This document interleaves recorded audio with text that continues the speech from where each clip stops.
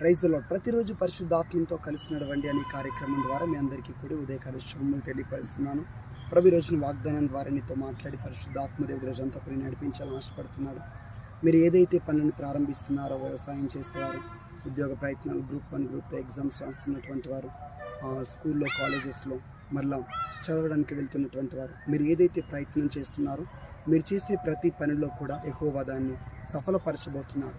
కానీ మీరు ఆ పనిని చేసేటప్పుడు ప్రార్థనాపూర్వకంగా దేవుని అడిగి, దేవుని తోడును, దేవుని సహాయాన్ని, దేవుని శక్తి సామర్థ్యాన్ని అడిగి పొందుకొని మీరు ముందుకు అడిగేసినప్పుడు సఫలం చూడబోతున్నారు. దావీదు కీర్తనలు 1వ కీర్తన 3వ వచనం, అతడు చేయునదంతయు సఫలమగును.